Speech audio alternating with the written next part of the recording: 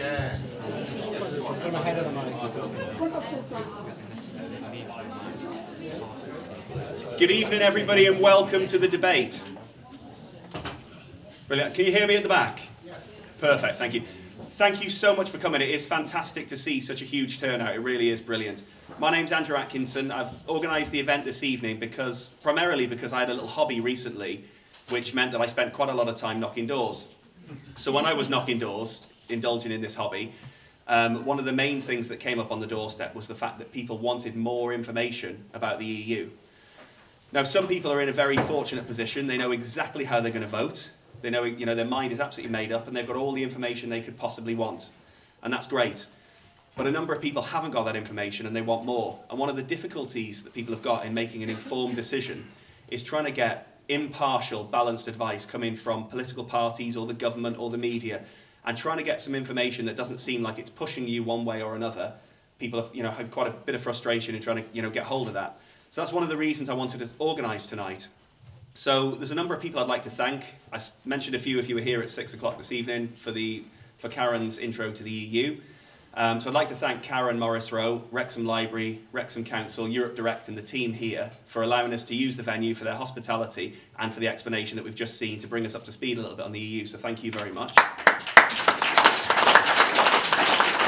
Kelly MacLeod Andrews at the front has been a big help in organising the event. So I'd like to thank Kelly, but also Vote Leave and Stronger In for actually coming here and actually doing the really horrible thing that I've done a number of times, sort of sitting at a panel and taking all the questions that people want to ask. It's not an easy thing and we really appreciate them doing it. And Amy actually stood in about 10 minutes ago to volunteer to do this. So I'll introduce the speakers in a moment, but thank you guys for what you're doing, giving up your time for causes that are very different, but that you're very passionate about. So thank you very much indeed. And final thanks go to Wrexham TV for recording this because, as I've said, we've had a good turnout here this evening.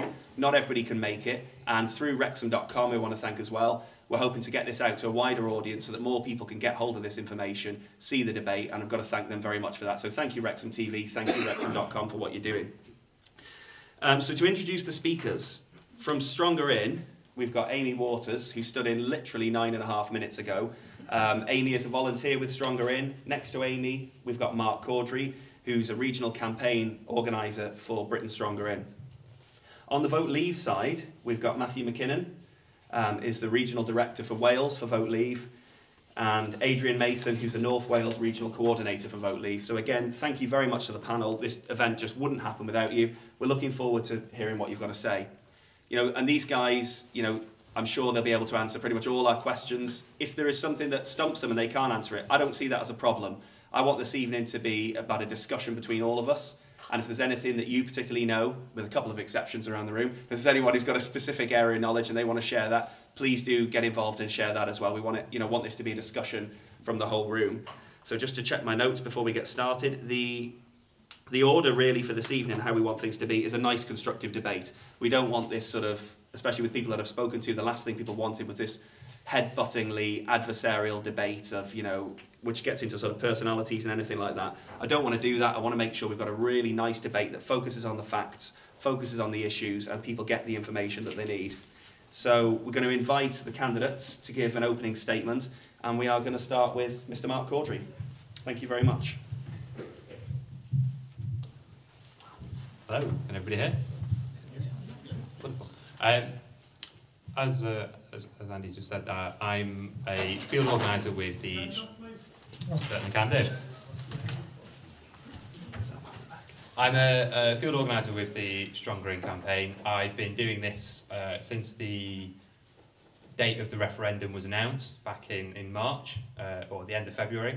The reason I wanted to join the campaign and to help them build the grassroots campaign that we've got in the Northwest is that I see the risks of leaving to be outweighing the negatives of staying in.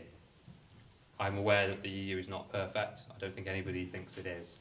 I'm more than happy to accept that some parts of it are lacking and are flawed. However, as I said, I think that they outweigh, the positives outweigh the negatives. I am a a small c conservative, a fiscal conservative. I believe in a sound economic policy. I believe stability is necessary for that sort of, for an economy that grows, it needs stability. And I think that the EU is something that provides us that. At the moment, we are going through a small rough patch with the financial crisis. But I think that once we weather that storm, we'll come out of it stronger, as we always do with any national recession, as well as a Europe-wide one. I'm not sure how long you want me to go on. As long as short as you want. Well, I'm gonna leave it at that, just because I'd rather hold off my thoughts on the EU until questions are asked. Great, thank you very much indeed. I'll pass to Matthew McKinnon. Thank you very much. Thank you. Yeah, cheers. Thanks everyone for coming tonight, and thank you, Andrew, for inviting me. Can you all hear me in the back okay? Yeah, brilliant. I've got a bit of a confession. I love Europe. I think it's a brilliant, fascinating continent with a great history, great culture, great food. We holiday there in the summer. We go to Greece and Cyprus. We go there in the winter. We go to Switzerland and Norway skiing. Well, some people might do. I personally don't. But we go on city breaks in places like Dublin and Berlin. I think it's an absolutely fascinating continent. But what I dislike, what I despise actually, is the political project of the European Union, which only encompasses 28 countries within Europe. Let's not forget that the whole of Europe is not in the European Union. Only 28 countries of over 50 are. I think it's undemocratic, I think it's corrupt, and I think it's unaccountable. And I'll be urging you all tonight to vote to leave on June the 23rd. I can see why we joined the European Union 40 years ago. The world was a very different place to what it is now. There were trade blocks on every corner of the world. Countries couldn't trade freely between one another. But a lot has changed since then. If you look at where we are now, just look into your pockets and your handbags. You'll all have smartphones. Designed in Silicon Valley in the US, probably manufactured in China or Malaysia or India. The world's a free trading global bloc now. Countries trade with very, very low tariffs or freely, globally, on a daily basis. Globalization has won the argument. And this is why I think the EU is outdated and inefficient. I think it's a 20th century solution for a 20th century problem. And I would urge you all on June the 23rd to vote leave, and I can't wait to get stuck into the discussion tonight and hopefully convince some of you to vote leave on June the 23rd. Thank you. Thanks very much. We've got Adrian, also from Vote Leave, to go next. Good evening. Can you hear me as well? Yeah, okay. Thank you. I'm the regional coordinator for North Wales for Vote Leave, and why am I the regional coordinator for Vote Leave? Is, well, I'm a constitutional lawyer. I've been teaching law to students, EU law, constitutional law, for more years than I care to remember. When I first went to study law at university, I was absolutely shocked to find out that we're no longer in charge of our own affairs. Back in 1972, when the European Economic Communities Act came into effect, what they didn't tell us at the time was that part of the cost of joining was that we had to give up our autonomous rights, our right to self-determination. Now, it wasn't maybe so bad back when it was a common market, and that's of course what we voted upon in 1975. But successive governments have given away more and more powers ever since. I didn't ask for more and more powers to be given away, and you didn't ask for more and more powers to be given away. Now, if I was to say to you that 60% of our laws are made by unelected bureaucrats, that is an absolute fact, who can tell our Parliament what it can and what it cannot do. Now, Lord Denning in 1974 understood what was happening. He was a very famous judge. Some of you remember Lord Denning, some people won't. But he said that it was inescapable, that what had happened in Parliament, the European Communities Act of 1972, had given away our sovereignty, our right to self-determination, our democracy. Now, it's become a bit of a shock, hasn't it? You know, essentially, is that maybe it wasn't so bad, you know, EEC, just a few sort of common markets. But now, it's like an octopus, the tentacles of the EU are in all our lives. Do you know what? 6,000 laws in the last 4 years for businesses have been made by the European Union. 6,000 laws in the last 4 years. Businesses are being consumed by overregulation. But the worst part about it is we cannot do anything about it. If we stay in the EU, we will be stuck with those laws forever. And more laws, of course, because it's not going to stay the same. If we vote to stay in, and we're going to find ourselves heading towards what they all say is going to be a political union, federal Europe. And you look at the 5 Presidents' report, it's in black and white.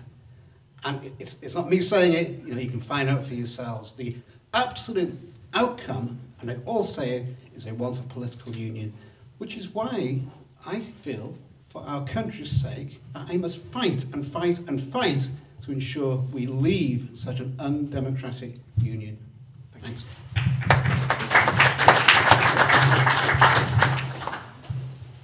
Now, as I said, Amy very kindly stepped in the last 12 and a half minutes. So if you just want to say hello or say as much as you want to, it's entirely up to you. You've got no chance to prepare. Hi everyone, my name's Amy. Apart from being a member of the Stronger In campaign, I don't do anything else political. So I guess when it comes down to it, just like the rest of you, I'm representing all of you really, so ask as many questions as you want. Now a little bit about me. Right now I live and I work between Wrexham and Chester. And prior to that, I actually spent the last 7 years living abroad in France. I lived in Europe, and I was really lucky to be able to study there, to be able to travel. Didn't particularly need my passport whilst I was there. I was lucky to do all of these things. And because of this, I love Europe. Like it's been said before, of course there are problems, but there are problems everywhere. There's problems with our government now, there's problems with governments abroad, everywhere. Part of the reason I think, the EU's given me so many opportunities, like I said, study being the main one, travel being another. If you've got an adventure bug or anything like this, I think the EU's perfect. But not only is it to do with study and travel, it gives us other benefits, like barriers to trade being removed. And whilst other people say we will be able to negotiate these new trade deals, we absolutely may. But what it comes down to is we don't know. That's what it comes down to. We really don't know anything. We were talking about health and safety before when we had the chat. Other things like working together, crime. We've got the European arrest warrant, which means it's easier to track criminals on the continent, things like this. So whilst the EU, yes, it does cost us to be part of it. It does have its flaws and things like this. But for me, just like we said before, I think the benefits that we get back from it are huge, and I think the benefits absolutely, outweigh the negatives. So I would be encouraging even everyone to vote Remain. But absolutely ask some questions, because I think there's nothing worse than people giving you their opinions and telling you you should vote this, you should vote that. So absolutely ask any questions you want, and I hope you enjoy the evening. Thank you very much. Cheers. So this is an opportunity for you to ask questions this evening. I'm going to kick it off with a couple of questions. We've got a stock of questions here on the very, very, very slim chance that you're all a bit quiet and nobody's got any questions. We've got a few that have been submitted. Some have been submitted on Twitter through Wrexham.com and the like. So we're just going to kick off to get the ball rolling with the first one. How much does it cost to be a member of the EU? And if we leave, is it all spare change? Matt, to go first. Thank you.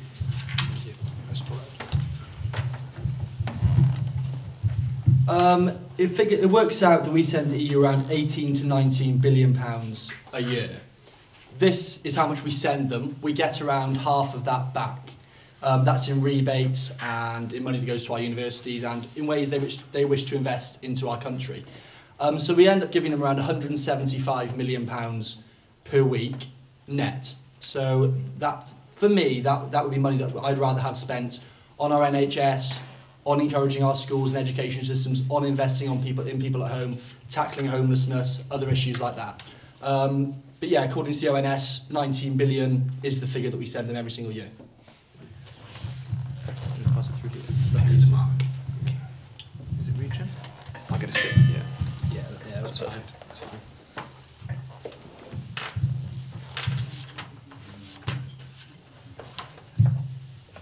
Sorry, I don't have all the numbers memorised. Matt's very right. That it's curious that he admits that it is a much lower figure than what you'll find on their leaflets on the table at the back, which well, that says how much we send them. If you actually include the figure we get back, it's around half of that. So it is correct. Misleading, though. To put it into context, the NHS per week costs us 2.5 billion. Pensions in the UK, which are only going up, 2.86 billion a week. To get somewhere down to how much it costs us to be a member of the EU, you've got to go to the Transport Department, which is 203 million per week. So still less than what it costs us to be a member of the EU. If you base it on a purely cash in, cash out term, yes, it does cost us to be a member.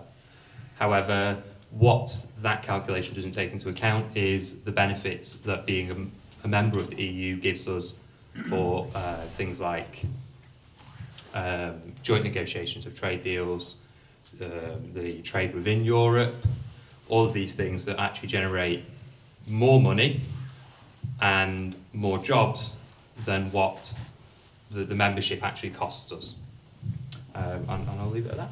Can I just Yeah, if anyone can actually touch on as well, the second part of that is if we leave, is that money all spare change? We covered the money. Oh. What we want to also know about is, you know, what we can do with that money. Can we use all that money? Is that all spare change, or will there be costs associated?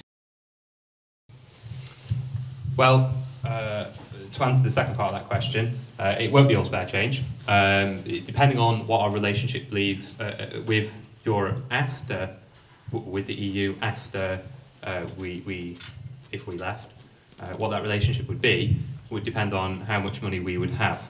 To be a member of the single market, it would cost us.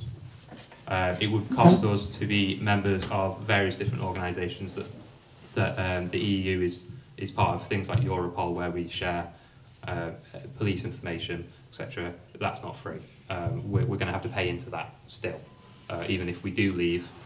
So it's a choice, really, about the people of the UK as to what they want that relationship to look like, as to how much it would cost. Not to mention that there's a lot of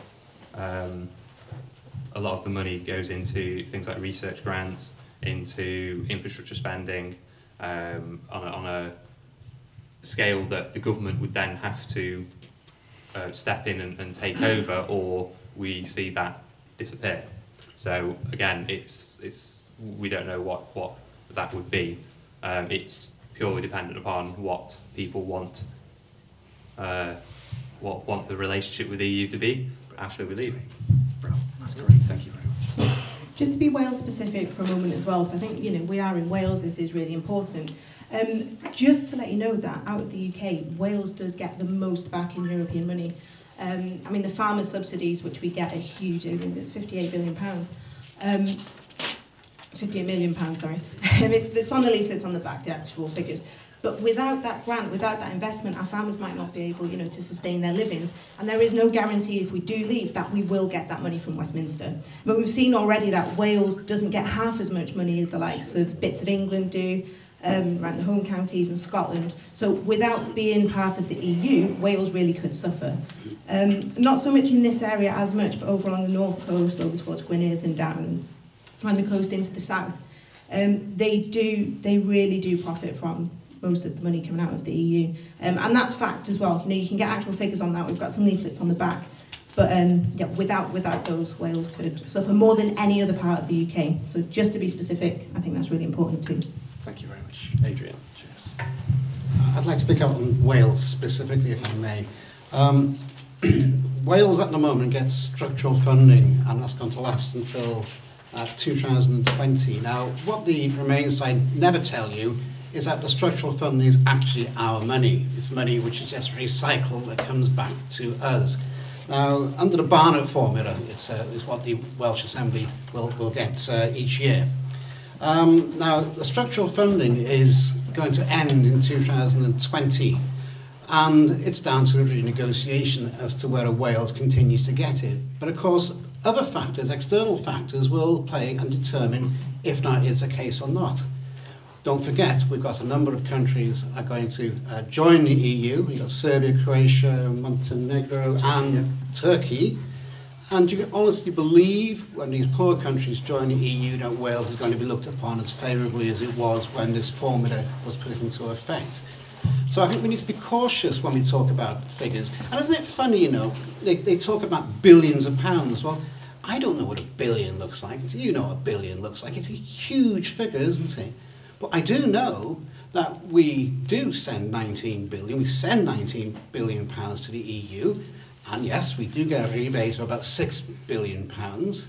So ultimately, I think, what was the figure you said? 9 billion we get back. We get about 9 billion back. So 19, ultimately, yeah. we get 187 billion pounds left, is it? 175 million a week. 175 billion a week. Million. A million a week. Well, it's a huge amount of money. And I suspect that's going to be comparable to building a hospital every 2 weeks or so, you know. So I think we need to be cautious when we look at being specific about Wales, cautious on the basis that we don't know what's going to happen in the future. And the point is, of course, that the money isn't recycled money, it's our money. Our money we've sent to the EU, which is recycled. Now, it comes back with strings attached. So the EU tells us how we can spend that money. Isn't it better for our government, our assembly, who we can vote in and we can vote out, to be the final arbiters and to determine where that money goes? Why do we let the European Union tell us what we can and what we cannot do with the money? So just be cautious when you hear about this business of Wales, because Wales is, at the moment, yes, it does, quite rightly, it does get quite a good proportion of funding back, but it's not going to last. Thank you. I do want to nail this point, though, because it's one that's come up quite a lot. The specifics of, and we get asked a lot, is if we left the single market and we wanted to still trade within the single market, would we have to pay a fee, as it is alleged that other countries do? So would it all be pocket change? Would there be money left over? Or would we say, right, we've got to pay that fee anyway? Would we be worse off? So it's a point that comes up quite a lot. So just very short, as anyone who wants to sort of dive in on that one, not going to go long, but if anyone wants to just tackle that, but just if we can keep it as brief as possible, that'd be great. Well, the EU have got a trade deal with Canada, and Canada don't have to pay money into the club to have a free trade deal. I think there's this myth that if you want to be a country that wants to trade with the EU, you have to comply by all of the regulation. You have to pay a fee into it. Yes, you have to comply with some of the regulation, but that's standard across the globe. But no, you don't have to pay a fee. Thank you. Anybody want to just... Yeah, sure. one more point. Yeah, we'll just Amy and then come to you. That's okay. Also, think about it a little bit like a divorce. Whenever you divorce anyone, things are never easy. They go to court, you split up what's what. The wife gets so much, the husband gets so much, and it's all very messy. Okay. Now, we may have to pay to be part of it. We may not. The thing is, we don't know. If we do have to pay, it's not us who sets how much we pay. They set how much we pay. Remember, if we leave Europe, they don't necessarily have to make things easy for us either. We still have to work with them. They have to work with us. So the thing is, we don't know. Yes, we might be better off. We might have all of this money and it can go into education, it can go into all of these things, but we also might not. And, that's up to you whether you want to take that gamble and, go forward with that or not. But what it comes down to is we don't know. It's a quote, I think, David Cameron, who's not my favourite person, but nevertheless, to quote him, it's a leap into the dark, it's a step into the dark. Thank you. Just a final point. We don't need trade deals to actually deal with the world. We haven't got trade deals with America, we haven't got trade deals with Japan, but we all buy all their goods. And the other point too is that the EU actually buys, as far as concerned, we actually spend more money in the EU than the EU spends here. So they're not going to suddenly say, oh, goodbye, we don't want anything to do with you. So that's just a scare tactic. One more, please. Otherwise, I'll have to give them twice. Yeah, no, sorry. You can have two in a minute. But in terms of a leap into the dark, you'd have thought that Britain never survived outside the EU before the 1970s. I mean, we thrived as a country, we've managed to survive perfectly fine without the EU. The vast majority of the world trades and gets on with everyone else on a cooperative basis without being a member of the European Union. If the EU is such a successful model, why has no other continent on Earth replicated it? Should we leave there, or do you want to add anything to finish? You don't have to, it's up to you. Yeah. Great. Very brief. Mark finished on that one, but very quickly just to wrap up. Thanks. Final word. When we joined, we weren't in a very nice position. We weren't in a very healthy position financially as a country. We had quite a lot of structural problems, which resulted in the end of the 1970s, which many people in the room will remember what it was like. Harking back to before the EU, it's a different world. So I don't like to use comparisons between, you know, well, we survived outside of the EU before, so we can do it now. Well, of course we will be able to. We're not completely reliant on them. The argument we're making on this side is that not if we can or cannot do it, but whether it is better to do so or not. Okay, thank you. Very quickly at the back, sir. Shout it loud. We know you can. Yeah, please. With respect to the two people in the Remain group, neither of them are old enough, I don't think, to know what it was like before. Tis but a number. Please don't tell us what it was like. Invading Great Britain was the best logo you could have. Cracking. We'll Amy, very, very quickly. Thanks for that. It was wonderful. No, it was lovely. No. People talk about age, and I'm often told that being only 29, I don't know a lot of things. I don't know things that happened in the 60s, the 70s.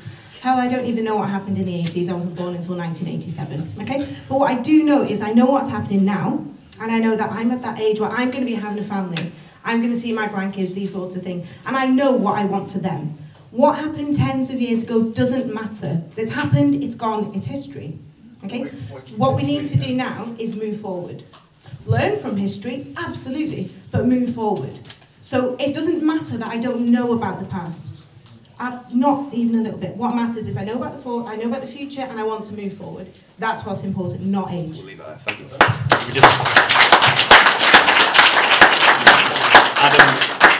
Adam, Nigel, Mike, very, very quickly, and we'll move on to the next question. Then after this, at the end of this event, there'll still be plenty of time to follow up any of these questions, make notes, follow up with Vote Leave, Stronger In, and ask you questions directly. Here you go, Adam. Thank you. Basically, as EU members are significant net contributors to our tax system, very significant net contributors to our tax system, bearing in mind, I don't believe for a second there won't be tariffs, by the way. There's never been a European country that's negotiated with the EU. There's not tariffs set on. Of course there's going to be tariffs. There'll be significant tariffs. So with that money you were talking about being the spare change, there's no way. Wales unquestionably benefits from being in the EU massively compared to other parts of the country. If you remove that money, it will not, under any circumstances, be replaced by the Tories. No way. Absolutely no way. You can unelect them. And if yes, but until the next election, works. Yes. And British attitude is solidarity, not running away from things.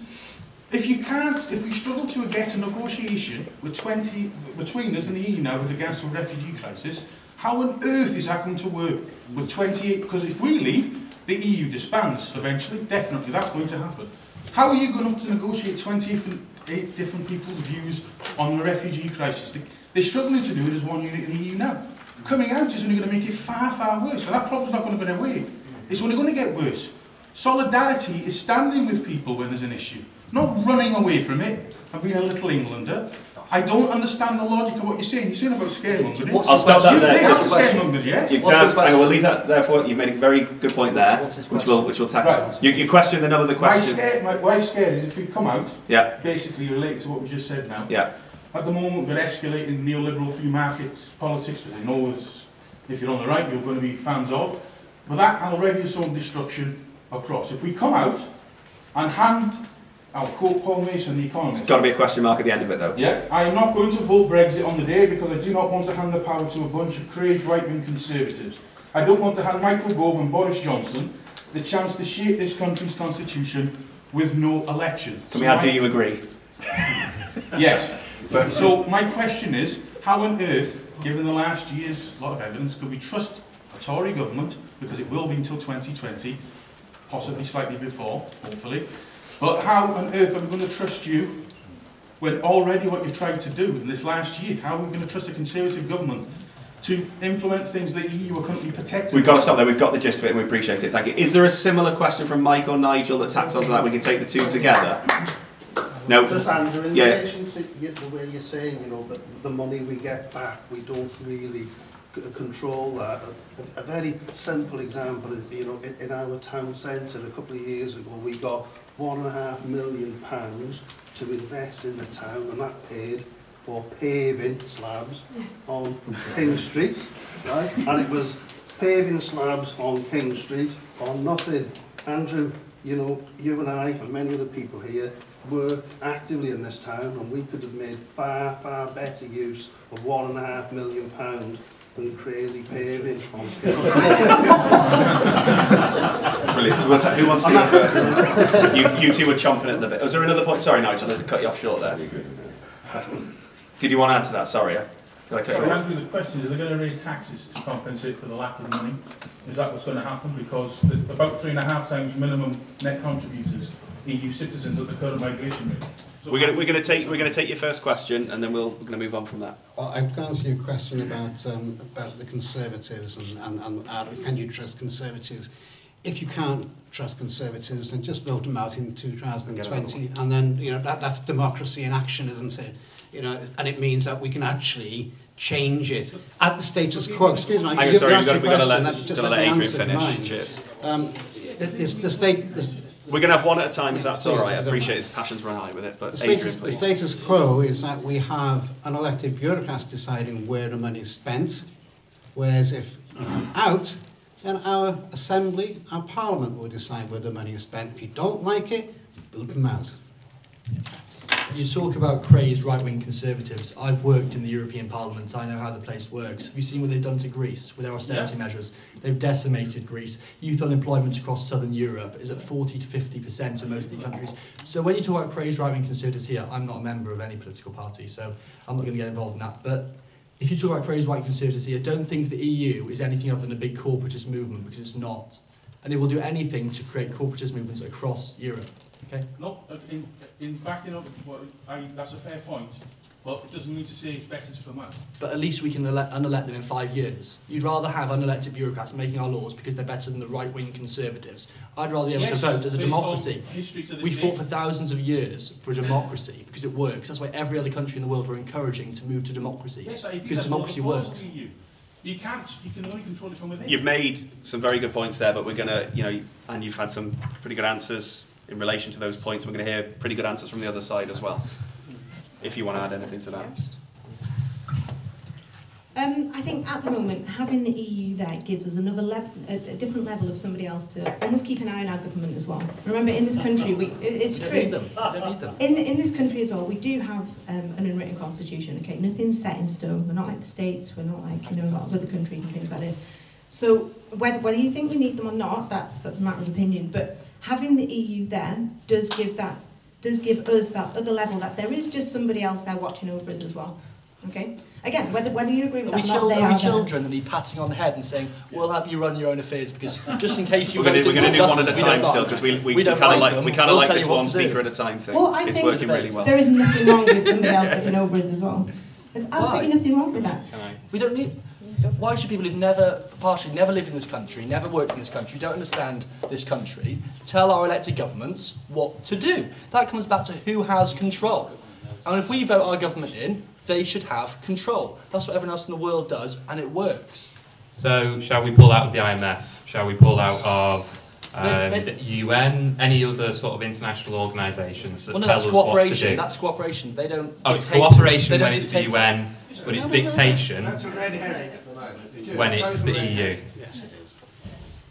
This is what I don't understand. When it's the EU, it's dictation, but when it's something like the UN, which people don't view as negatively, I would like to answer that question. I don't need the mic. I'll just shout a bit louder. With regard to the EU, they have a little organisation called the European Court of Justice sitting in Luxembourg with 28 judges. Only one's our judge. And they could tell our Parliament what to do. The IMF or the UN, complete nonsense, poppycock. The fact is, is that they haven't got a court telling us what they can and can't do. I've never heard such nonsense in my life.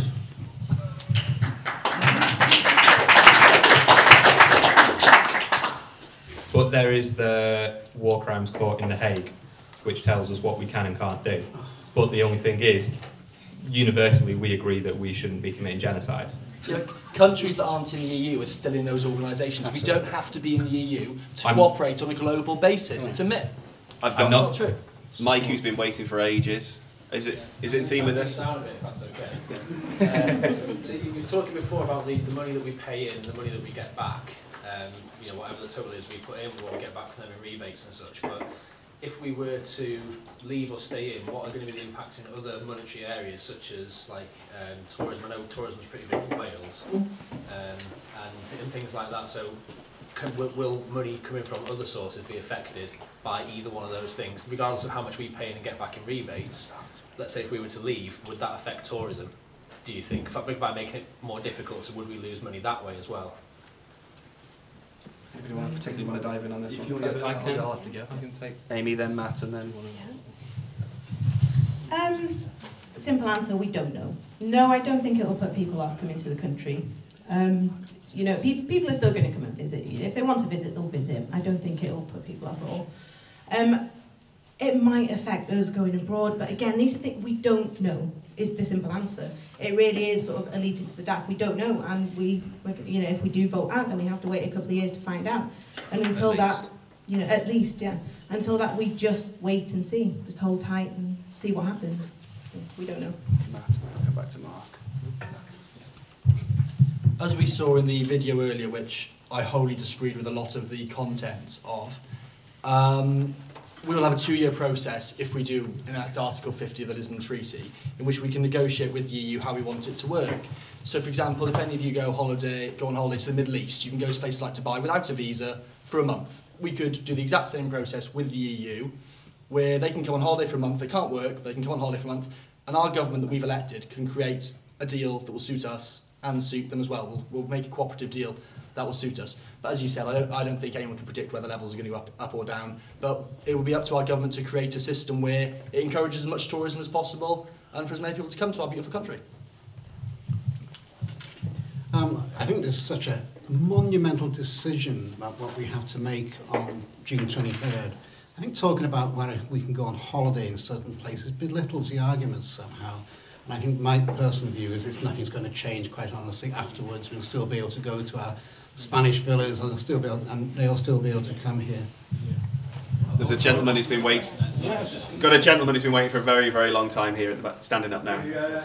You've lost my vote just by being condescending, mate. One of Mr Cameron's arguments that if we come out the EU, house prices have come down. But isn't that better for the younger people that's living at home with the parents now? The house prices have come down. And you're on about losing jobs. Well, we lost the coal, the steel, fishing. The farming's not too good, the estate says. And the dairies are closed, so we're losing jobs anyway since we've been in Europe. And we'll get jobs back. But you can't say we're losing jobs if we go out to Europe. We've always been losing jobs. We lost the fishing industry. What's the excuse for the fishing, the steel, the coal? What excuse have you got that people want to stay in? Thank you very much. Thank you. Being 26 years old, I'm one of those young people that you're talking about house prices. Yeah, I'd love houses to be cheaper. I'm actually not from here. I'm not too far away. I'm just South Manchester. Where, as far as I'm aware, house prices are even higher. Yeah, I'd love them to be lower, but I wouldn't like them to be lower for the price of leaving the EU. I think the benefits outweigh potentially saving a few £10,000 on buying a house. But going to the jobs, it wasn't the EU that lost us steel or coal. It's because of health and safety and labour costs in the UK, making it unprofitable to make steel and to mine coal. Yeah, the EU create all of the health and safety legislation and the green taxes, which has punished the steel industry and coal industry so heavily. The fishing industry. Let me use the fishing industry as yeah. Sorry, yeah. The fish. Sorry, it's a debate. We'll return. Yes, we'll return back. Yeah. Sorry. The fishing industry. The fishing industry is an example. We want you to hold the mic nice and close. The fishing industry. Yeah, as an example, when we joined the EU in 1970, when we actually came through, We gave away over 70% of our fishing waters to countries like Spain, to countries like Norway and other countries. We've lost over 85% of our fleet. Towns like Morecambe and some in the northeast have been decimated. They've gone from having hundreds of ships in their docks to almost none. And Spanish trawlers and Norwegian trawlers can come and take as many fish as they want and bring them back down to Spain. And this touches on the gentleman's point that he made when the slides were up. I think it's absolutely abominable that after all of the jobs we've lost due to EU legislation over recent years, the In campaign can actually say things like, being in is good for jobs. The farming industry has gone down, dairy industry, hill sheep farming, steel, coal, fishing, all of these industries have been in mass decline, and part of that is due to EU health and safety laws, which do put a massive burden on business, and EU green taxes, which, according to the steel plant in Port Talbot, puts up to 13% on their energy bills. So I think if we got rid of that green tax for starters, they'd drop 13% on their energy bills and save millions a year.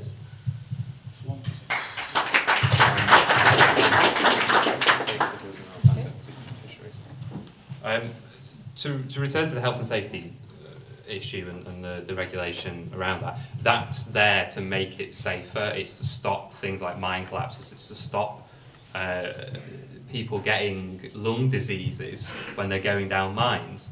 It's not there to make it more expensive, to be spiteful. It's there to protect workers, and that's the whole reason behind health and safety.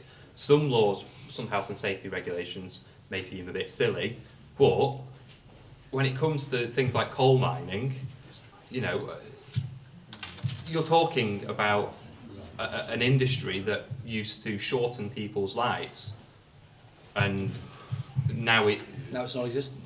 We can't shorten anyone's life because we've decimated the industry. The point I'm making is that yeah.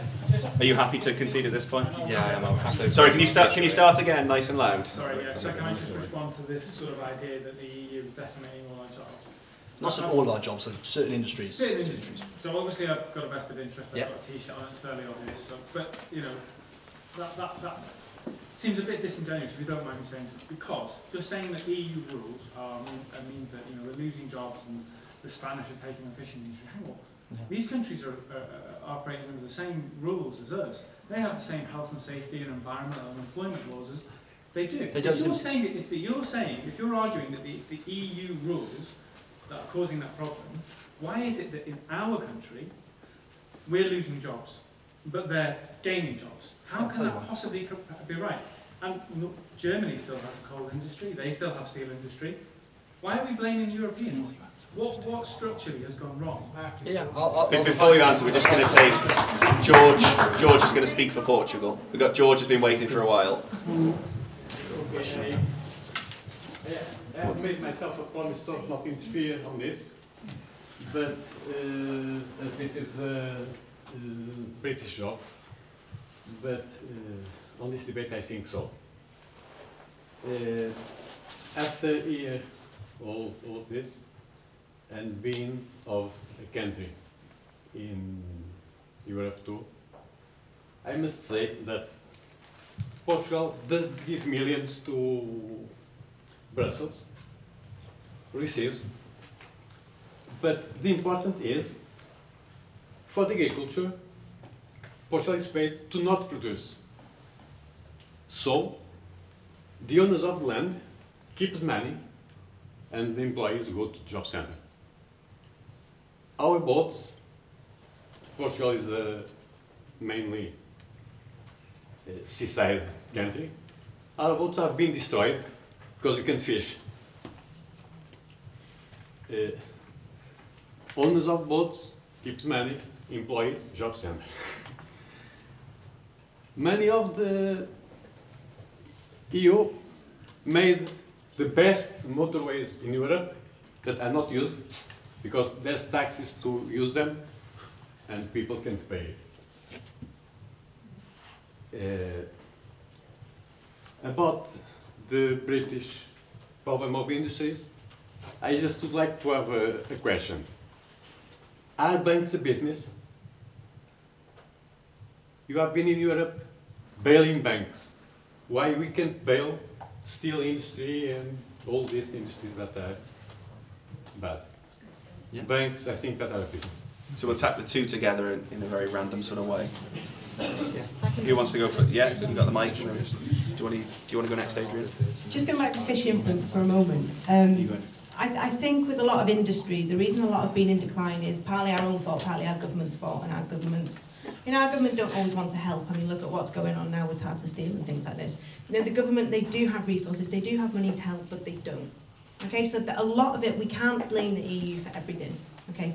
When it comes to fishing, I mean, the UK has the second largest fishing fleet in the world, actually. 88,000, I think 88,000 strong, our fleet is at the moment. And we have the common fisheries policy with the EU. And this states that we can fish in 6 million metric tons of water. We can fish anywhere in the EU that we want. Okay? So it's not just the UK this is affecting, it's other countries as well. They might come into our fishing waters, but we can go into theirs as well. Okay, it's not just us. We're not special. Everybody, everyone can move around as much as they want there.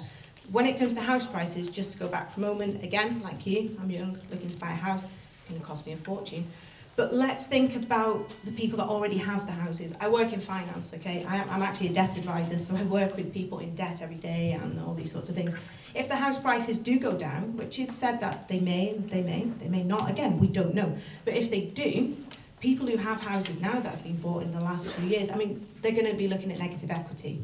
Right? People who still have mortgages could find themselves into debt if the unemployment rate does rise. Again, we don't know, it may not. We could potentially be faced with another recession. We're going to have houses with negative equity. People still... No, it's true. I see this every day. It's true. It's not true. Do you know it's not going to happen? Well, do you know it's going to happen? Do you 100% know we're going to go into no, recession? No, can you 100% say it's not going to happen?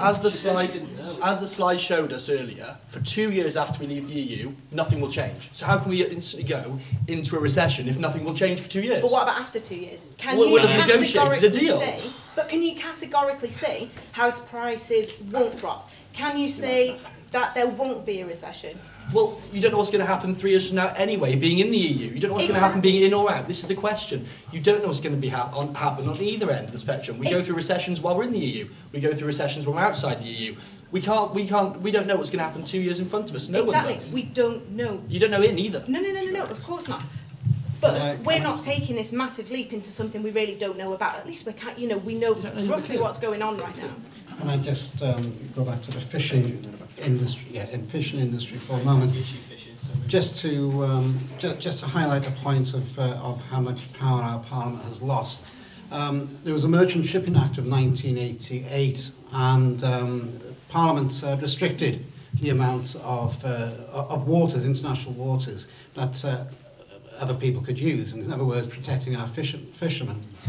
And the European Court of Justice struck down an act of Parliament. Parliament had to change the law because the European Union didn't like what we had done. And that is a case called Factor Tame. It's all on public record. And it set the precedent that the ECJ can overrule our Parliament if it doesn't like what we're doing. Do you want to add anything, or do? Yeah, I would do. We're going to focus on brevity in a minute. I've heard it twice now. I'd just like to make this correction to what's being said. When we're talking about the renegotiation, yes, the treaty does say 2 years, but actually that's a 2 year and then nothing. If an agreement hasn't been reached within those 2 years, we have to ask them for an extension. Most people who deal with European law and deal with law don't think it will take 2 years. They think it will take longer. So what happens in those 2 years? Yes, our trade deals stay in place, but what about investors? Yeah. Why are investors going to spend any money on British business when they don't know what's going to happen in 3, 4, or even if it is 2 years' time? Why are they going to invest any money? Why are businesses going to spend money to hire new people? Why are they going to take risks on new products? They wouldn't. They would play it safe, and you would see jobs lost, you would see investment stop, 10 seconds. And I just don't see businesses lasting. Great. I'm going to keep... Well, you asked that man's point, the question that he asked me. At the back, he asked me a question. Can I just go back to that? Yeah, we're going to keep it as short as we possibly can. I think Adrian wants to directly respond to that. but we're going to have to really rattle through, because I've got a queue of about 6 or 7 people for questions Sorry, as well. just Article 50 of the Lisbon Treaty is set out specifically what will happen. If you look at it, you'll see that there's a 2-year negotiating period. It'll only be extended if all 28 nations allow it. So I just want to set the record straight on that.